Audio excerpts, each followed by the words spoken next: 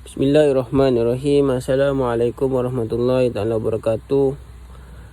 Nama saya Muhammad Arif bin Muhammad Azhari, memegang nombor matrik 4220078111. Tadi kumpulan 4 ingin membentangkan tajuk kami, iaitu sistem pendidikan sekolah rendah di Kanada. Okey, pertamanya kita ketahui daripada pengenalan lah. Kanada adalah salah satu negara berpendidikan terbaik di dunia dan sistem pendidikan rendah di Kanada berbeza-beza setiap wilayahnya. Sistem pendidikan rendah di Kanada terdiri daripada 2 peringkat, iaitu sekolah rendah, primary school, dan sekolah menengah pertama, middle school atau junior high school. Sistem pendidikan ini menekankan pembangunan kemahiran asas, pengetahuan umum dan perkembangan sosial kanak-kanak.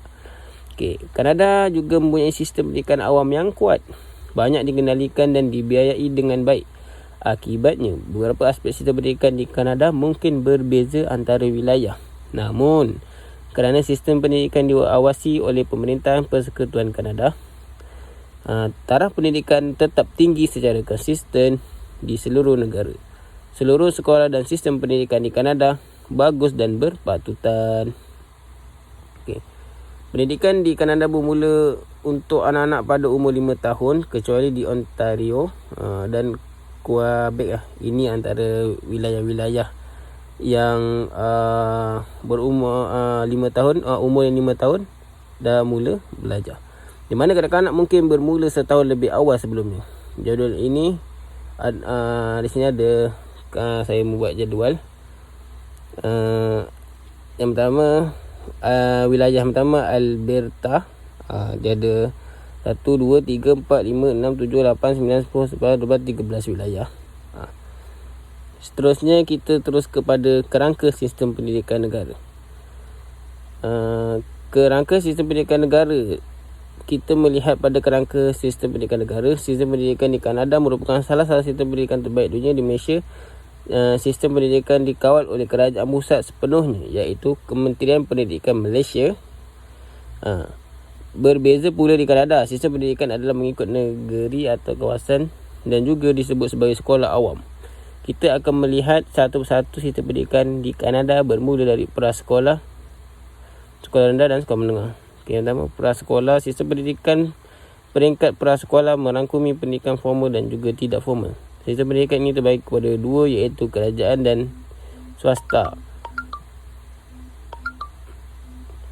Pendidikan kerajaan telah mewajibkan murid yang berumur 5 tahun untuk kehadiran ke sekolah, dan kehadiran murid diwajibkan pada 1 September, iaitu bermula sesi prasekolahan di Kanada. Manakala sistem prasekolah swasta pula, kedatangan murid yang berumur 5 tahun ke bawah tidak diwajibkan lagi untuk datang ke sekolah. Yang kedua, sekolah rendah. Tahun pertama di sesi sekolah rendah di Kanada dipanggil juga sebagai elementary school. Pada peringkat ini kebiasaan bermula ketika murid memasuki umur 6 atau 6 hingga 7 tahun. Di Kanada mereka juga menggunakan sistem grade bermula ketika sekolah rendah hingga sekolah menengah. Ketika sekolah rendah mereka bermula dengan grade 1, dan di sekolah rendah secara keseluruhan mempunyai 6 grade bermula dari grade 1 sehingga grade 6. Murid akan menamatkan sekolah rendah ketika berumur sekitar 11 atau 12 atau 12 tahun. Kurikulum sekolah rendah di Kanada adalah berbeza mengikut sekolah dan komuniti setempat. Untuk kenaikan grade pula adalah berbeza pentaksiran semata-mata. Murid yang lemah akan mengulang grade sehingga tahun hadapan, manakala murid yang berkebolehan diberikan istimewa untuk mengelompat grade. Sekolah menengah pula, sistem persekolahan peringkat menengah adalah untuk murid yang berumur 12 hingga 18 tahun. Grade ianya terbagi kepada 2, iaitu junior yang mana murid yang berumur 12 hingga 14 tahun, iaitu grade 7 hingga 9. Murid ini mewajibkan mengambil subjek kurikulum yang telah ditentukan oleh negeri. Ia termasuklah mata pelajaran bahasa Inggeris, matematik, sains, sukan dan pembelajaran sosial, termasuk sejarah Kanada, geografi dan sejarah dunia. Seterusnya, peringkat senior, iaitu murid yang berumur 15 hingga 17 tahun.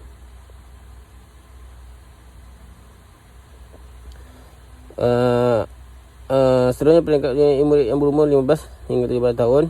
Di Quebec, mereka yang ingin meneruskan pembelajaran di qualification akan belajar sehingga grade 11 saja dan meneruskan pelajaran selama 2 hingga 3 tahun semasa di sekolah menengah. Mereka menyediakan 2 aliran, iaitu akademik dan vokasional atau seni. Aliran ini menyediakan sistem pendidikan telah dibina untuk menyediakan murid ke arah vokasional, komuniti atau universiti. Kebiasaannya ketika murid berada di grade 9, mereka akan menerima kaunseling berjaya untuk memulakan pemilihan aliran yang diminta sekaligus menentukan kejayaan yang diinginkan pada masa hadapan. Seterusnya, struktur pentadbiran pendidikan di Kanada. Sistem pendidikan Kanada mempunyai struktur yang kompleks dan berbeza di setiap wilayah. Secara umumnya, setiap provinsi dan wilayah mempunyai kementerian pendidikan yang menguruskan sistem pendidikan pada peringkat nasional. Kementerian Pendidikan dan Pembangunan Sumber Manusia Kanada memainkan peranan dalam membangunkan dasar dan program pendidikan. Pentingnya diingatkan bahawa struktur pendidikan di Kanada terdiri daripada peringkat prasekolah dasar, peringkat menengah dan peringkat tertinggi. Setiap peringkat ini mempunyai pentadbiran dan pentadbiran pendidikan ini. Dan sekolah-sekolah berada di bawah kawalan pihak berkuasa tempatan dan mematuhi garisan panduan piawai yang ditetapkan oleh Kementerian Pendidikan Provinsi. Secara umum, pendidikan prasekolah hingga menengah terbagi kepada beberapa peringkat, iaitu peringkat kebangsaan, peringkat provinsi dan teritori, peringkat tempatan dan institusi pendidikan tertinggi. Kita akan melihat satu persatu peranan yang dimainkan oleh setiap struktur bermula daripada peringkat kebangsaan. Di dalam peringkat ini terdapat Kementerian Pendidikan Kanada dan mereka bertanggungjawab untuk dasar pendidikan dan penentuan piawai nasional. Pegawai kepelajaran Kanada juga duduk di bawah struktur peringkat kebangsaan dan mereka ialah melaksanakan dasar pendidikan dan memantau prestasi pelajar secara kebangsaan. Seterusnya, peringkat provinsi atau teritori yang mana membawa maksud peringkat wilayah. Di dalam peringkat ini juga mempunyai kementerian, iaitu Kementerian Pendidikan Provinsi, dan mereka berperanan untuk memajukan dan menguruskan pendidikan di peringkat wilayah. Selain itu, lembaga pelajaran provinsi pula berperanan untuk menyediakan panduan kurikulum dan menguruskan ujian. Akhir sekali ialah lembaga pelatih guru yang mana mereka akan menyelenggara latihan guru di setiap wilayah. Okey, struktur pendidikan Kanada juga mempunyai peringkat tempatan yang mana di Malaysia dipanggil sebagai PPD, iaitu Pejabat Pendidikan Daerah, yang mana peranan mereka lebih kurang sama dengan lembaga pendidikan tempatan di Kanada, iaitu menjalankan dasar kurikulum di peringkat sekolah, dan pegawai pendidikan tempatan akan membantu atau menyokong prestasi pelajar di sekolah. Okey, sekali ialah institusi pendidikan tertinggi, iaitu universiti dan kolej. Kanada menawarkan pengajian tinggi dan menyelidikkan. Di samping itu, Kanada memiliki sistem pendidikan yang terkenal dengan kualiti tinggi dan kepelbagaian dari semua sudut. Secara kesimpulannya, setiap peringkat memainkan peranan penting bagi menyediakan pendidikan yang berkualiti di seluruh negara. Dan kebanyakan provinsi mempunyai kuasa yang luas dalam menentukan dasar dan amalan pendidikan mereka. Seterusnya, kurikulum pendidikan di Kanada pula. Secara jelasnya, Kanada tidak mempunyai kurikulum nasional, tetapi pemerintah bertanggungjawab yang mana diperlu menetapkan kurikulum di sekolah dalam daerah yang di bawah kementeriannya. Dari segi pendidikan pula, Kanada mewajibkan pendidikannya itu dalam mempelajari bahasa, matematik, ilmu sains, ilmu sosial dan juga seni.